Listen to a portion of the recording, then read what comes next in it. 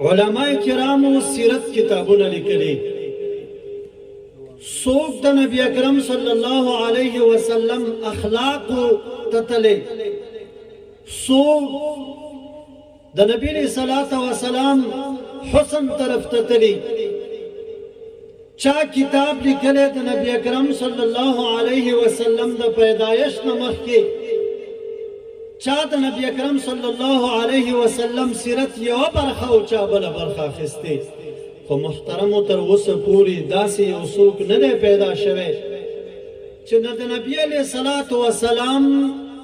د سیرت دعوی کړې وي چې د دې حق موږ ادا که او ټول پاتې راغلي د نبي علیه الصلاة وسلام حق چا هم نه دی ادا کړی د سیرت محترمو دا هر طرف پرېږدم د نبی اکرم صلی الله علیه وسلم د یوې نامې ته راځم په احمد باندې مې یو ځل تحقیق کړی دویم ځل معاد کول خوند نه راکوي نو چې نوم یې محمد صلی الله علیه وسلم دی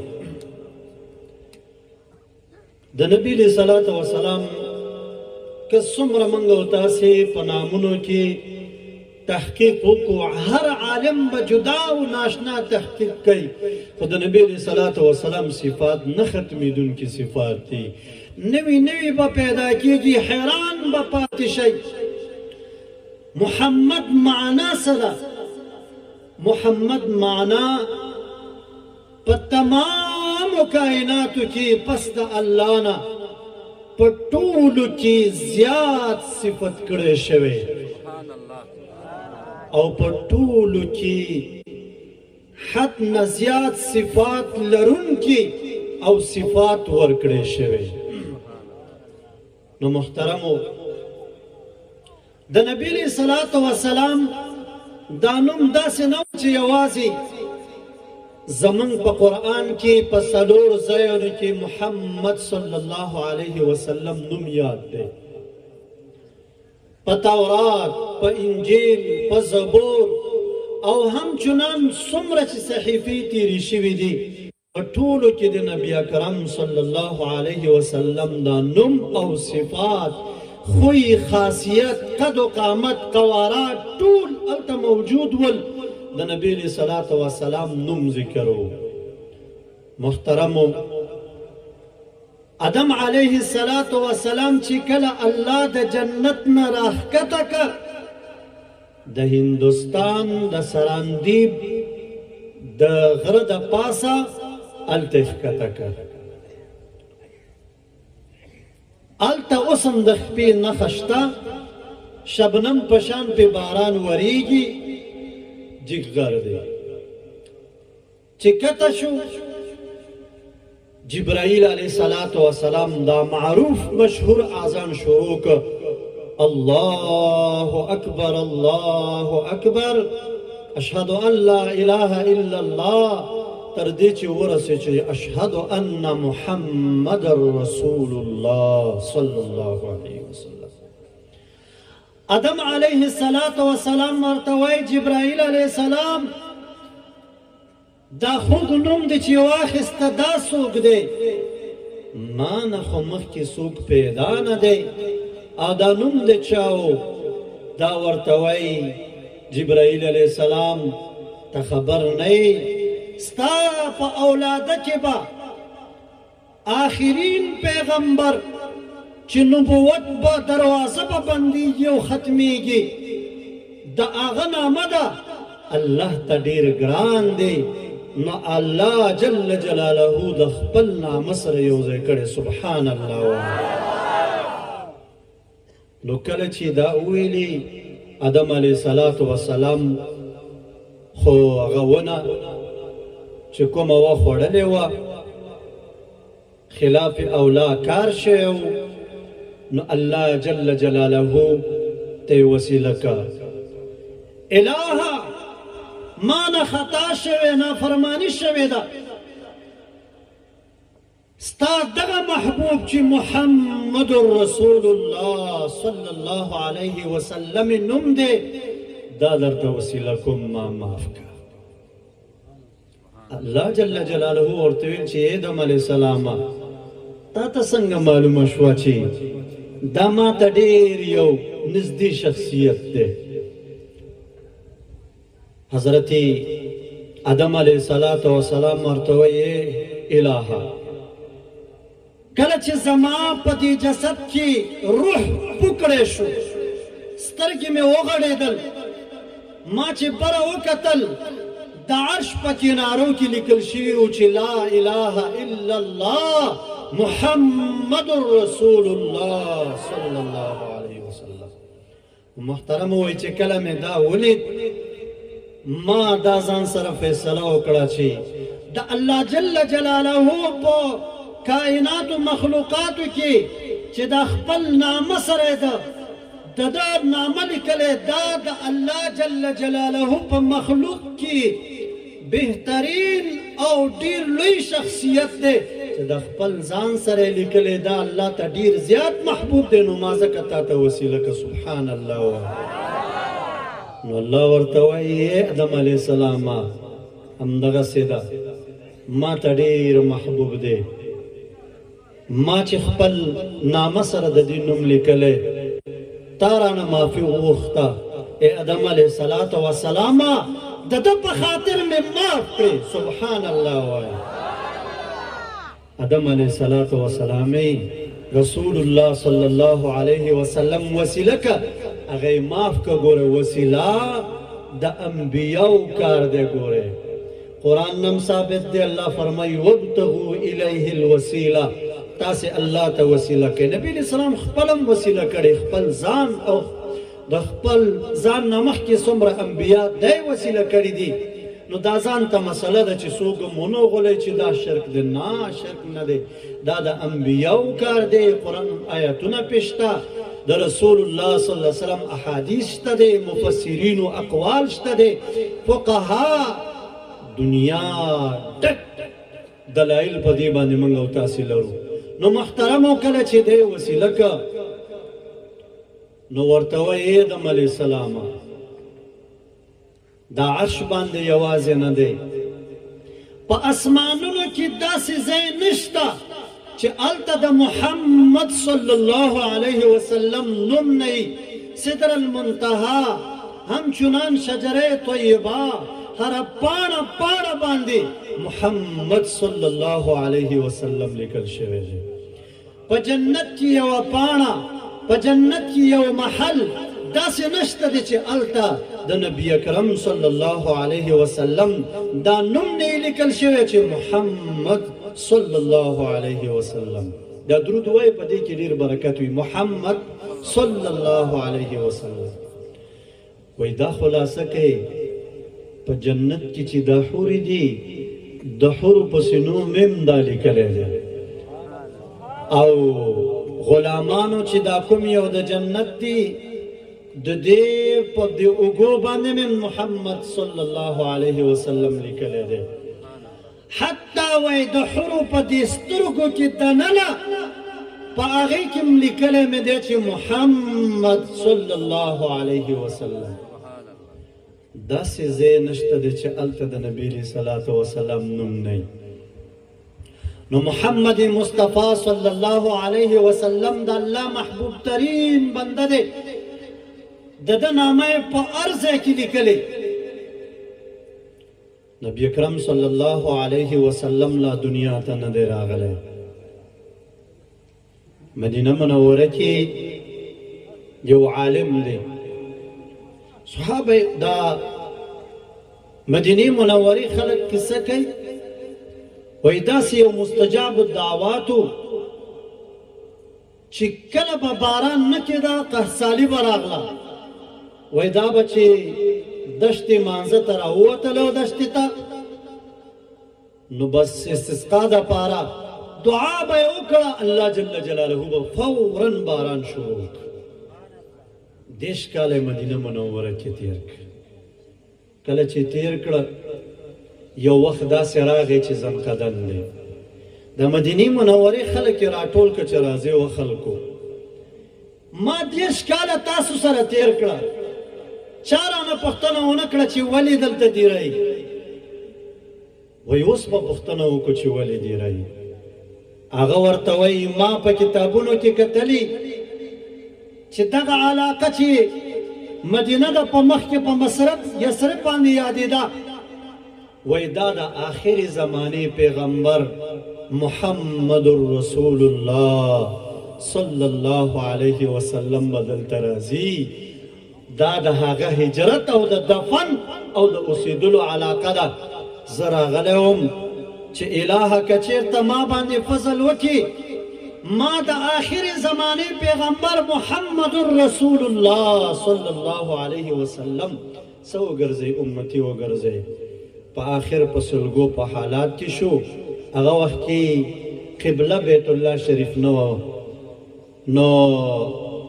بیم بیت الله شریف ته مخ واړاوه سلګۍ ووهلې او همدې طرف ته مخ که او سای ورکړه د نبی علیه صلات وسلام امتیت نصیب نه و نو محترم الله جل جلاله په موږ او تاسې ډېر فضل و کرم کړی دی چې موږ او تاسې د محمد رسول الله صلی الله علیه وسلم امتیان ګرځولي محترم نبی علیه صلات وسلام وفات و 3 ورځې وتلې یو عالم دی د تورات نبی علیہ الصلوۃ والسلام صفات ګوري کله چې صفات ګوري کینه او بغض او حسد په زړه کې پیدا کیږي د نبی علیہ السلام د محمد نوم چې دی د راپاسېږي د عناد د وجې نه دا راواخلي وشکي چې سبا راپاسېږي وی ګوري د نبی علیہ الصلوۃ والسلام نوم یو په دوه دی بیا بغض او حسد پیدا شي راواخلي بیا وشکي سبا ته چې بیا راپاسېږي 4 ځایه لیکل شوی دی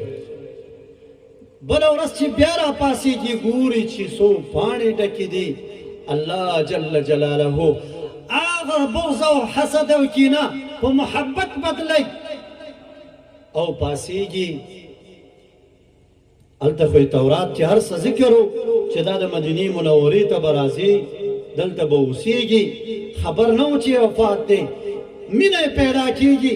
مدینه منورې ته راځي کله چې مدینه منورې ته رارسیږي سلمان فارسی رضی الله تعالی عنہ ولاړ دی دی ورته وایي الصلاة والسلام علیک یا رسول الله صلی الله علیه وسلم دی پوه شو چې دا خو د اطرافو علاقې څوک راغلی که ورته وایم چې زه د الله رسول نه یم داسې نه چې زړه یې پړق وچودېږي ورته وایي مخکې ځه حضرت علي صاحب یې ولیده صحابه کرام ډېر ګڼ تعداد کې دي دا خو نبي علیه صلات وسلام تره زوی هم شکل کې هم ورته نږدې و ورته وایي الصلاة والسلام علیک یا رسول الله صلی الله علیه وسلم هغه ورته وایي څوک زمونږ په دې زخمونو باندې ولې مالګې دوړې زه خو د الله رسول نه یم صحابه کرام خو تازه تازه نبي علیه السلام وفات شوی و ډېر غمجن او ژړغوني شول ورته وایي څنګه راغلی قصه ورته کوي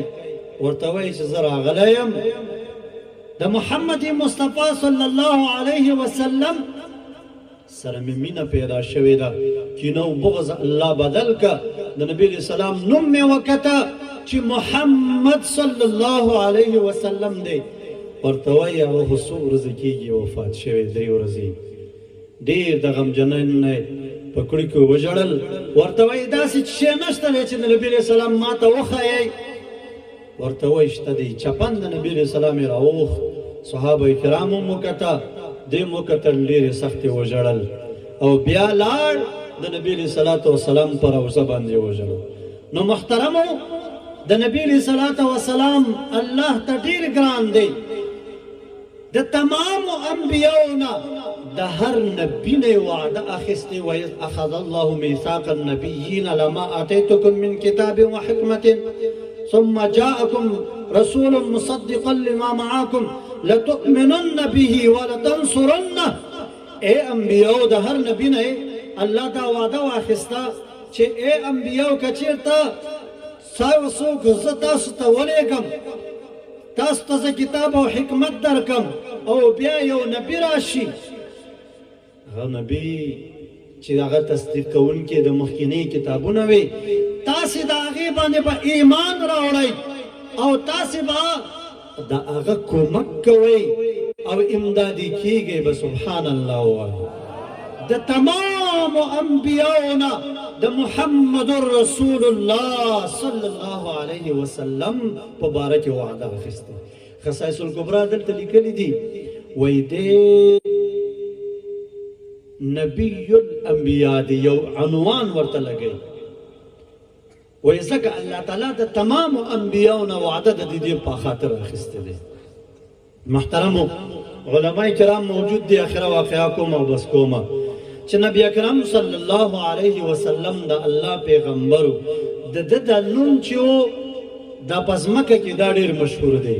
آسماني نوم یې احمد صلی الله علیه وسلم چې کله دا محمد صلی الله علیه وسلم دا کتابونو کې ذکر کتاب مې کته د تابعینو د صحابو دور دی یو تابعی دی چې عبدالله بن یوقینا رحمه الله نوم دی دا په جهاد په ډګر کې ډېر یو پیاوړی یو چلباز چې کفارو ته به چل ورکو او ډېر فتح راوړونکي وو ډېر کسان یې مات کړي خالد بن ولید صاحب و عبیده بن جراح رضی الله تعالی عنه غوندې شخصیتونه دې ته تعجب او د دې عقل ته حیران یو ځل کافرانو ډېرې فتحې وکړې 3,000 4,000 2,000 کسان به دا ټول لسې ګیرول نیول اسلام به یې راوړه یا به جزیه ورکړه دوی کشتۍ تیارې کړې 4,000 کسان یې برابر کړه سور علاقې فتحې ته لاړل هلته چې ورسېدل کشتۍ ودروله دمشق دغه سره دیوالو ته عسکر ورسول 900 کسان ځان سره واخیستل او دا نورو په کشتیو کې پرېښودل ورته ویلې که چېرته موږ بندیان شلو یا څه صدمه ورسېده تاسې بیا خالد بن ولید صاحب ته به خبر راورسوئ عبدالله بن یوقینا صاحب چې دننه شول دوی راغلل دلته د دوی مشر چې ارمایل په نامه باندې والي و د سود دی ورته ویلي چې تاسې څنګه راغستې د دې قانون دا و هر علاقې چې څوک خلک وو د هغوی عسکرو ته به د هغې جامه ور واغوسته دوکه به یې ورکوله الحرب خدع ورته وایي موږ چې یو مسلمانانو نه تښتېدلي یو او فلسطین بن هرقل بادشاه د هغې کومک دپاره راغلی خو مسلمانانو نه په تېښته کامیاب شو ورته وایي خفه کېږئ مه زمونږ ملګري یاستئ بېغمه راځئ ځان سره یې بوتلل او شپې بادشاه ټولو ته دعوت وکړه خپلې ماڼۍ ته یې بوتلل اراده د دوی دا وه چې شپې د دوی ټول مشران راشي یو دم به دې ټول مجاهدینو ته وایم چې حمله وکئ او دا ټول به ونیسو په دې کې د دې د تربورانو نه یو کس و هغه والي ته وویل چې ارمایل ته چې دغه عبدالله بن یوقینا صاحب چې دی دا ستاسو مخکې د تاسو نه طرابلس دا علاقه یې نیولې جرسمانس په نامه باندې هغه کوم چې 3,000 کسان د فلسطین بن هرقل کومک کړل هغه یې رانیولي مات کړي دي ګوره چې دا سړی ستاسو باندې حمله کوي چل کوي ګیرې کوي ارمایل بادشاه کوم والي چې و هغه دا خبره ومنله شپې چې شو یو دم دا مسلمانان یې ټول ګیر کړه او بندیان یې کړه چې بندیان یې کړه والي دا غوښتل چې دا فلسطین بن هرقل بادشاه ته سبا ولیږي اخوانه اوازه شوه چې عمرو بن عاص رضی الله تعالی عنه د یزید بن ابي سفیان په لاس 2,000 لښکر مجاهدین د والی مقابل ته دلته رالیږلي د قیصریه نه بس دی پاتې شو د ده تره زوی و چې هغه باسل نومېده دغه باسل ته یې ویلې چې زه سبا جنګ ته وځم خپل عسکرو ته یې ویلې چې تاسې په دې کوم شاوخوا چې برجونه دي دلته کښېنئ منجنیقونه مو دروئ کوم چې ستاسې غولکې دي او غشې دي دا ځان سره واخلئ سبا یې ځان سره بادشاه خپله زغره واخوسته د جنګ میدان ته د عسکرو سره خپله ووت باسل ته یې ویلې چې دا بندیان مې په تا سپارلي دي چې ګر نو خلاص نه شي او سبا جنګ ته ووته ښار دروازې ورته کیلیانې ورکړلې او ټول عسکر او هر څه یې وویستل او په دیوالونو باندې خلک یې ودرول هغه خلک چې عام خلک و دی ودرول باسل د هغه څوک چې نبی اکرم صلی الله علیه وسلم په وړوکیوالي کې لیدلی خپل دین محمد نامه ته راکوزېږم نو چې دی وایي زه د بحیرا راهب شاګرد وایي څومره چې د دې د دین دا کتابونه دي دا ټول مې مطالعه کړي دي ویلي مې دي عالم هم یم وایي زه په کال ترم بحیرا راهب سره وم چې کله یو ورځ داسې راغله چې بیبي خدیجة الکبرا رضی الله تعالی عنها یو تجارت قافله راغله په دې تجارت قافله کې باسل قصه کوي وای په دې چې تجارت قافله کې چې مونږ کته د لرې نه یو ورېز دی ورېز سوره کړو په یو وړوکي هالک باندې عبد الله بن یوقینا سے ابتدا قصه کوي ایمان نه دی راغلی وای کله چې دا ماشوم راغی وای بحیرا راهب ویلی وای قسم بالله دا هغه مبارک ماشوم دی چې د دې نوم په کتابونو کې ذکر دی چې محمد رسول الله صلی الله علیه وسلم او د آخر زمانه پیغمبر دی مونږ ته ویلي چې دلته یو ونه وچه چې دې ونې ته تمامو انبیاو تکیه کړې ونې وچې ته بل څوک تکیه نه کوي دې ته به آخر زمانه پیغمبر محمد صلی الله علیه وسلم به راځي دې ونې ته به تکیه کوي تمامو انبیاو هم تکیه کړې خو کلم شنه شوې نه ده دوی ته دومره معلومه چې دې ونې ته تکیه وکړي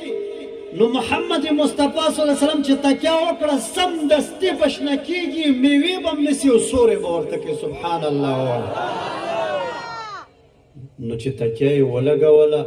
دی وایي چې ونه مې وکته چې شنه شوه سمدستي پاڼې ونیول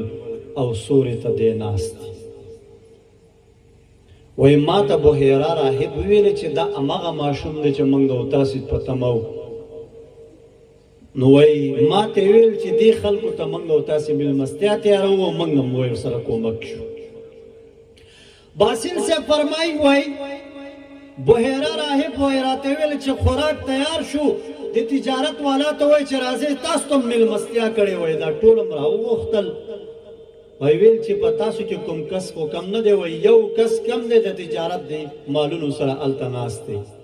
وای ما ته ویل چې باسله تم ورشه زمونږ د ملګرو نه یو کس دی هلته کښېنې او دا ماشوم راولی وای چې راغلو دا ونه خو یې موږ ته ښودلې وه وم کته چې دا ونه شنه شوې ده او نبي علیه صلات وسلام مبارک هلته ناست دی سبحان الله دا به څه رقم حالات امام الانبیاء فخر کائنات او موجودات شفیع المذنبین غیرتی پیغمبر ورته تکیه ولګو دا د نبی علیه السلام ارحاس او معجزه وه پیغمبر علیه صلات وسلام چې کله تکیه ولګوله ورسه شنه شو میوې ونیولې دی یې راوست ورته وایي دا ماشوم یې ځان سره کښېنوو واقعه ډېره اوږده ده لنډ راځم ورته وایي ماشومه نوم دې څه شی دی وایي نوم مې محمد صلی الله علیه وسلم دی درود نه وایي محمد صلی الله علیه وسلم نو چې کله دی ورته ویلې وایي د دې پلار څوک شته دلته ابو طالب صاحب ورته ویلې چې زه یې پلار یم وایي دا خو نه شي کېدی چې ته د دې پلار یې دومره ورته پته وه وای رښتیا هم زه د ده تره یم د دې پلار د ده د پیدایښت نه 3 میاشتې مخکې وفات دي ورته وایي ای عربو په دنیا به وځلیږئ ای قریشو دنیا ته به هم فایده ورسیږي دا د آخري زمانې پیغمبر چې د انبیاو خاتم دی محمد رسول الله صلی الله علیه وسلم دغه دی هغه ورته وایي دا تا څنګه وپېژانده وایي یقین زما د قسم په خدای وایي داسې وننوه داسې تیږه نه وه داسې لوټه نه وه چې دی راته ټولو دا چغې والې الصلاة والسلام علیک یا رسول الله الصلاة والسلام علیک یا رسول الله صلی الله علیه وسلم ورته وایي د شام خلک نجومیان به درنه خراب مړی نه کي زر زر دا بیرته واپس بوځئ باسل صاحب عبدالله بن یوقینا صاحب ته دلته چانس ورغی کیلیانې د ده سره وي ټول خلک بهر اخوانو مسلمانانو جنگو باسل صاحب عبدالله بن یوقینا صاحب ته وایي تو خو د حلب یو پیاوړی شخصیت وي تا په لاس لاندې زرګونه فوجونه ول تا ولې اسلام او یقین راوړه او مسلمان شي عبدالله بن یوقینا صاحب ورته وایي څنګه چې ستا یقین و دغسې الله جل جلاله زما زړه ته نور راښکته که اسلام مې راوړه او ډېر فتوحات او خلک مې مسلمانان کړه سبحان الله باسل